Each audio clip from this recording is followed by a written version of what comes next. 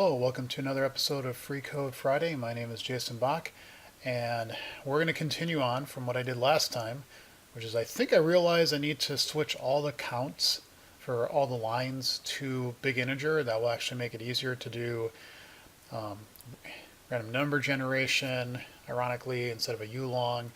And I think it should just make everything better. We also need to update count on line because it has to be able to take a negative value because it's a delta.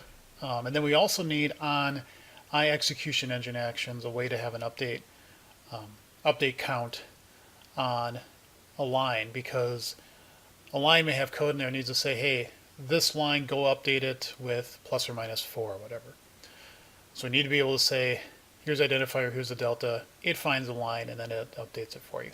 Okay, so lots of things to do here. The biggest one is going to, well, maybe not, but is we need to change this to being a big integer of count. That means this has to be a big integer. And we also can't, unfortunately, we can't do this anymore. Because we need to have a little bit more logic to what we are assigning. So this dot code is equal to code or throw an exception. Oh, and it's barking at me because of the this dot identifier is equal to identifier. Now that should go away now.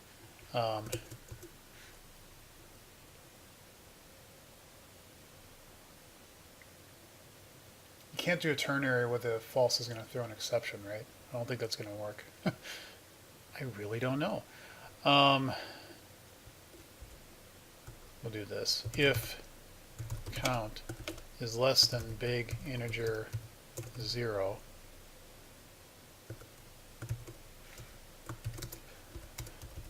throw new argument exception, cannot use a negative count for a line. And then name of count. There we go. Of course, we got to assign it. This dot count is equal to count. There we go. That goes away. Now this actually becomes a big integer.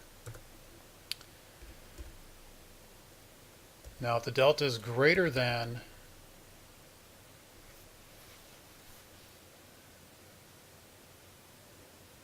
see, I was assuming you're always minusing it, and I can't do that. So I have to say var new count is equal to this dot count plus delta. And if the delta is minus, then it's minus. If new count is less than big integer 0, then new count is equal to big integer 0, and then we'll publish our new line.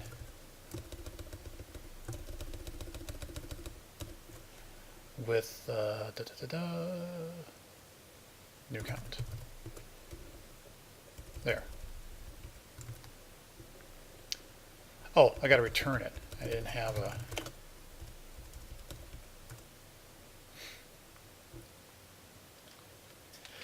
You can't capture in a ternary, can you?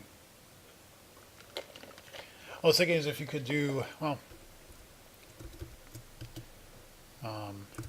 less than big.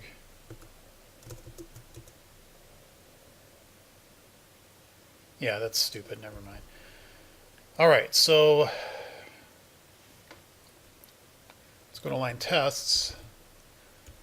I'm wondering if some stuff broke here. And cause no. We also now have a new one. Create. And this is going to be interesting because test cases, I can actually pass. I know I can still use. Well, I could make them signed longs instead of unsigned longs because I mean, actually a big integer, but I think it has automatic conversion between those. So create when count is less than 0. We never had a restriction that it couldn't be 0.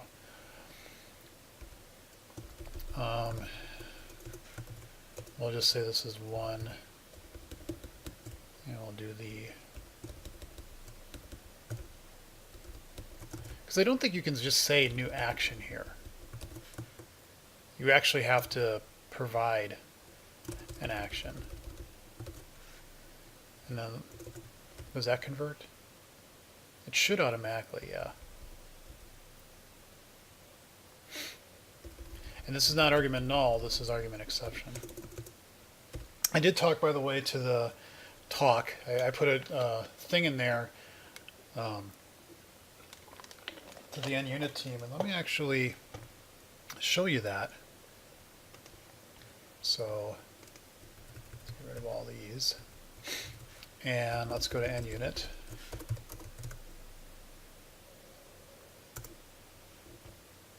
NUnit. Hopefully they haven't closed it yet, but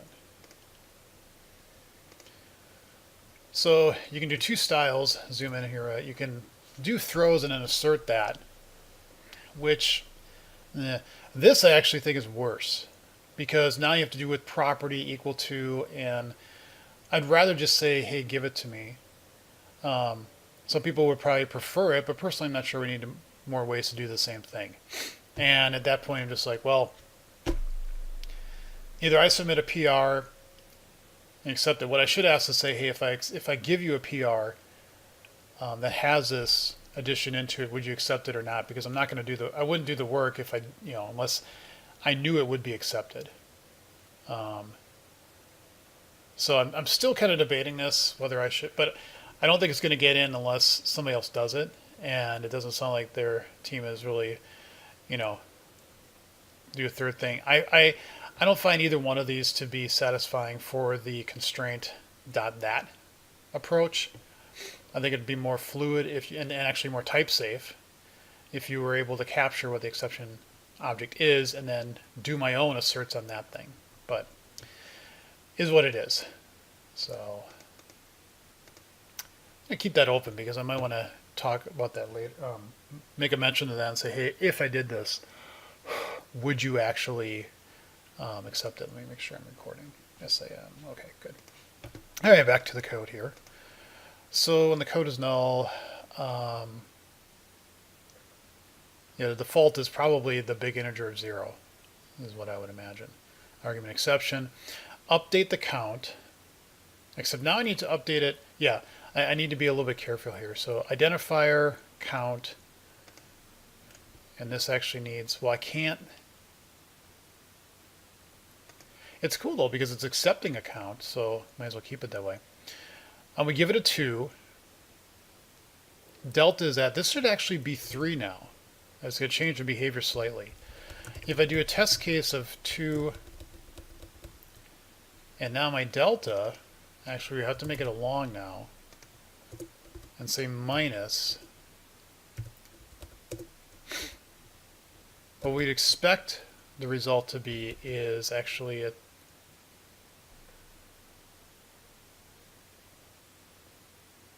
oh. Okay. That actually kind of makes sense. So that would give us 1. If we did 2 minus 3, we should get a 0. And make it a no. Okay. So I think we've got all of our test cases now covered. Yeah. Okay. Save that. So now we're back to this crap, which is the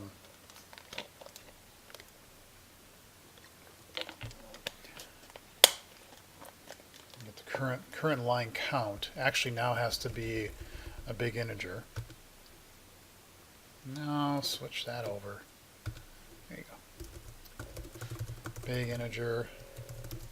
There we go. Line count is big integer, not 0. And there we go. Now I could actually, now that I think about it, I could say return this dot lines dot values dot for each. I thought there was a system. I just do select. No, aggregate, right? Yep. Well, not aggregate. I don't want to take 2 lines. I'm actually just saying.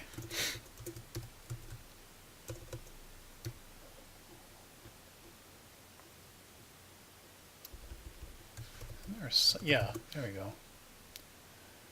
Take the sum.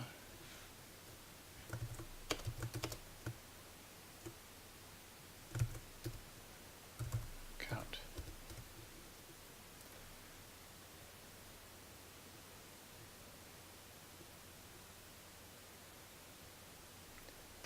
Does sum take a...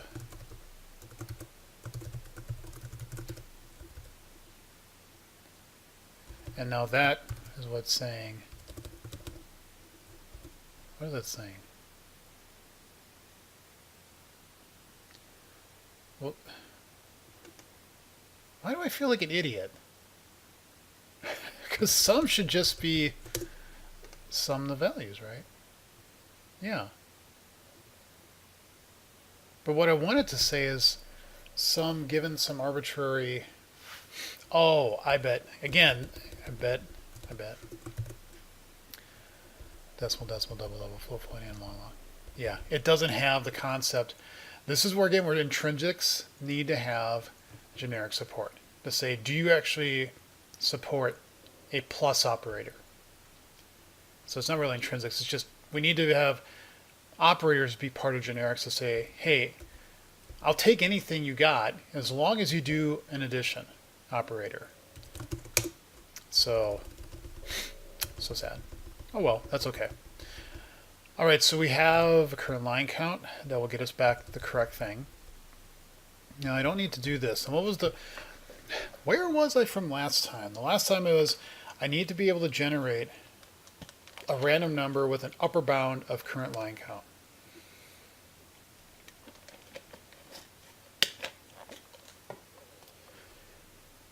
And I don't think I need to... I will need to generate... Yeah, I got a random, okay.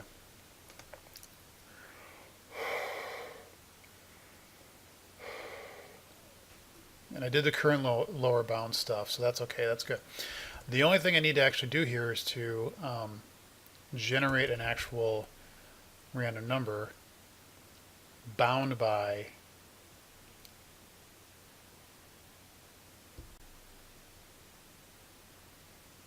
and so what I would need to say here is current line count 2 byte array. This is a little inefficient because I just want the length. So I have to allocate an array and then allocate another array to do this, and I really don't. I guess what I could do is say, get the byte array, and it's going to copy it anyway and pass it to me, and then just use that for next bytes, because it's not being given back to me by ref. This is actually, see, this is where that by ref for value types, where you can return something by ref. If you just add it in, even though it could potentially be faster, would break clients. In this case, if they just said, hey, 2 byte array is actually going to reference the byte array that's currently in the big integer, and then somebody like me decided to do what I'm about to do right now, they'd go, yeah, don't do that. Because it would break people is what I'm getting at. Okay, so there we go. So now this is going to just say, fill it up with however you have, generate a number, but I don't need to convert it anymore. What I need to actually do now is say, take that number that you just converted, new big integer, passing in a buffer. And there we go. Perfect. All right, cool. So get that in place. Current lower bound. This should be a big integer 0, right?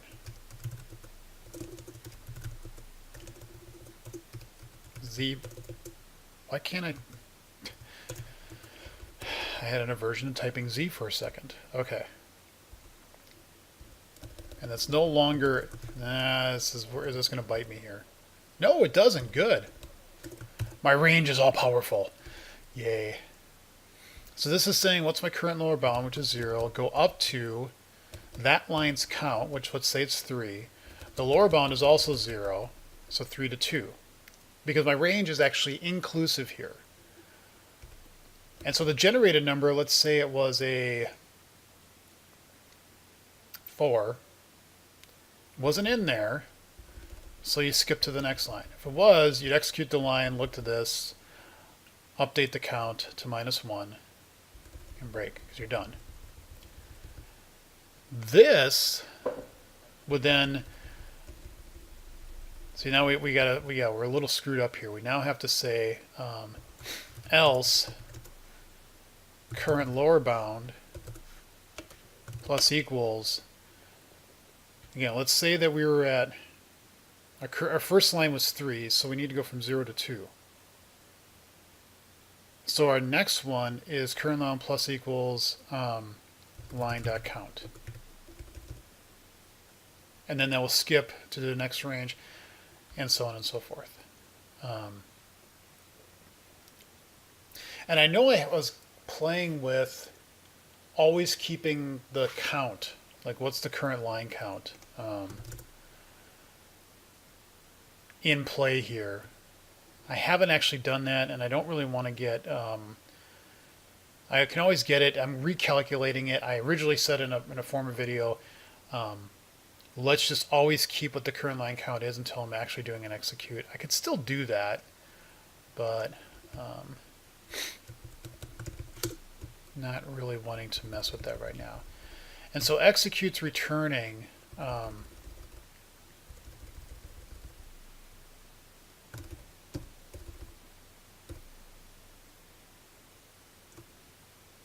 oh, so that's true.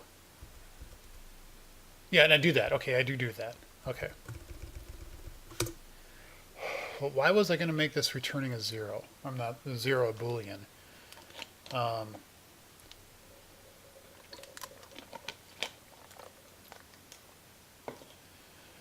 think that was a way for me to say that you're going to execute, that you actually did execute something. Because you could come, so here's the thing, if current line count's 0, then, and this is true, if you come out of this for each loop,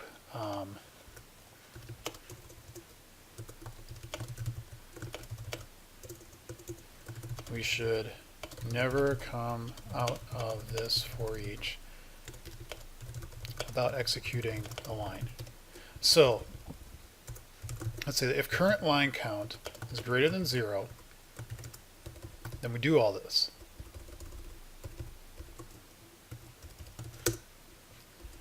Else we return false, because we didn't execute something. And then down here we can just say return true.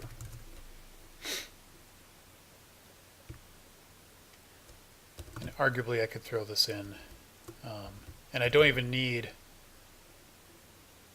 well, no, I should always set that to false, and I should always, every time you execute a line.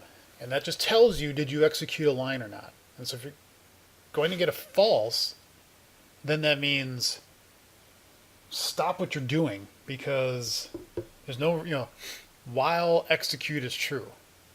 Okay. Otherwise, once execute tells you false, that means no more reason to call it.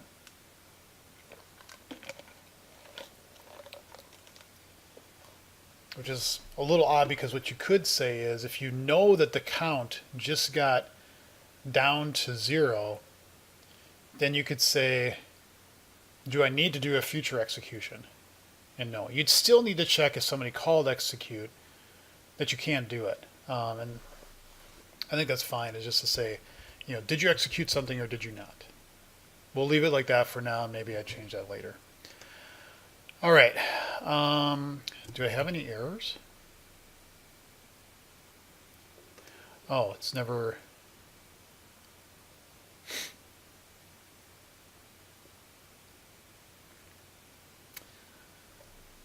Okay, so this will get into... That's why it's sparking, because it's never used. I'm only reading it here. It's just that if you do call defer here, should statement be deferred. Now, why did I make this a Boolean? Well, okay, that's right, because the whole thing means, yeah, I remember from one of my previous talks, is that if you pass in this dot should statement be deferred is should defer. And then you return should defer, which is really weird the way I'm looking at this now. But you have to capture that context, because defer should only be called within the execution of the code in a line. So if you're telling me that you need to defer, then the current statement, the current line should be deferred. And then I just say,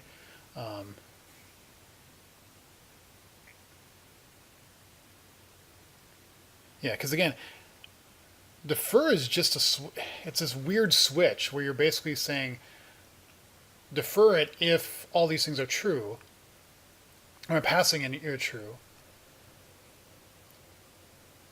Then I need to actually have something that when I'm generating the code, when I write the compiler for defer, that it can look at, say, if what I passed in was a defer, then look at the return value and basically, so then I don't have to think about what's being there, and I have to tell the engine, I'm basically saying I need you to defer this, is really what I'm doing. And then, but the execution of the code within the line, I think, will be easier if I look at the return value defer, even though I know what I'm passing in might be true. And yeah, so then I just go off the logic of the return value of defer and say, if I'm supposed to defer, then I don't do the rest of my code. If I'm not supposed to defer, right? Because that's the logic, right? The argument is true. You don't execute the rest of the line. So if I pass into true and I get back if defer, then, or if I don't, if defer is telling me to defer, then I don't do the rest of the code. So if not defer, then I go on. But I need to pass into true. Boolean logic always screws me up. I'm not kidding. Boolean logic, I always have to sit there and think about all the conditions, and then I still screw it up. I don't know why. When I was back in college and I had to take, was it a Boolean logic class or some kind of class that we went through, and or not, so we could do all the gates and understand how chips work. If I had to write out those truth tables and really think hard about this and this and then this, and it seems like ever since then, I don't know, I'm never really good at these. I never really get them right. I always screwed up, which is why I need tests. Okay, so I think that's correct, but now it's being assigned to, so now it should go away. Good. And now let's see how many tests I broke. None. I don't know why this text explorer is getting screwed up here with like showing tests double time. It's really weird. It actually kind of bothers me because it's like, why are you doing this? Okay, well, that's actually good. Let's go here and just do a quick update on my branch. Updated count to be a big integer. Push, push, push, push. And done. Okay, I just saw that. The thing, I need to add an actual update count on this. That.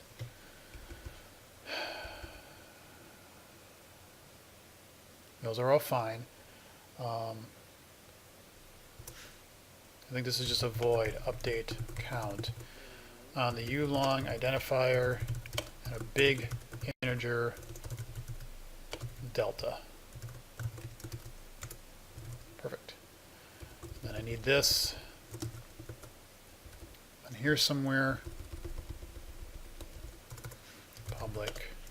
Yeah, public. That. No. That. You. Oh, come on! Can't win. Public void. Okay, so in this case, what we need to say is, now, I was actually thinking about this. Do I throw an exception just because they give me a wrong index? Like I say, this dot lines at the identifier that you're giving me, just automatically call update count passing in the delta. And let the natural exception that would happen if you pass in an identifier that doesn't exist just throw. Which I kind of actually like. I kind of like that because that's saying,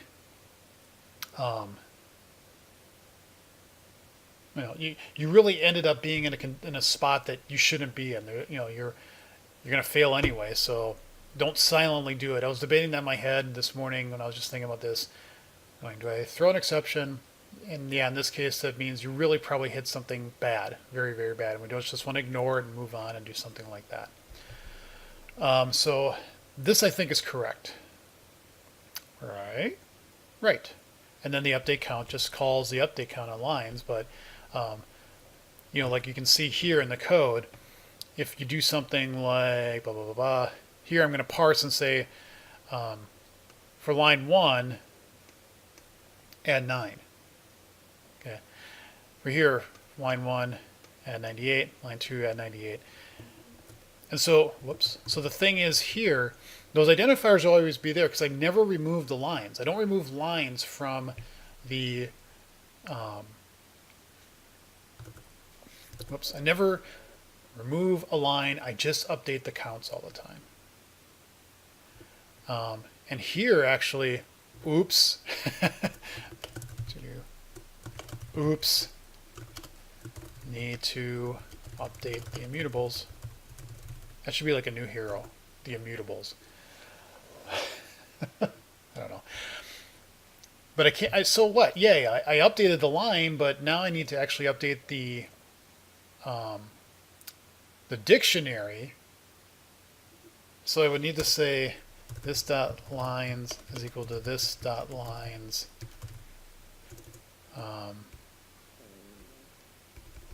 set item at the identifier you gave me, line.identifier, and new line.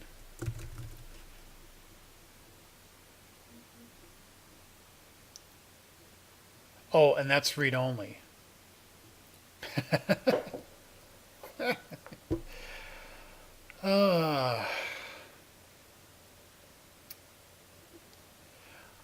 Tune in next time to find out whether I make execution engine immutable itself or not. Or do I actually, is this where I finally bite the bullet and say something has to be mutable?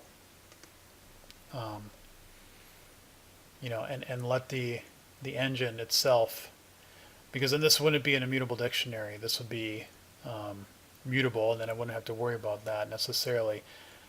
I don't know. I think at this point, I'm going to record another episode right away, but I'm going to go upstairs and start making my lunch and then come down and try to record another episode in that time. Because I'm going to make a burrito, and the time it takes to make the burrito is about the same time as it does for an episode, maybe a little shorter.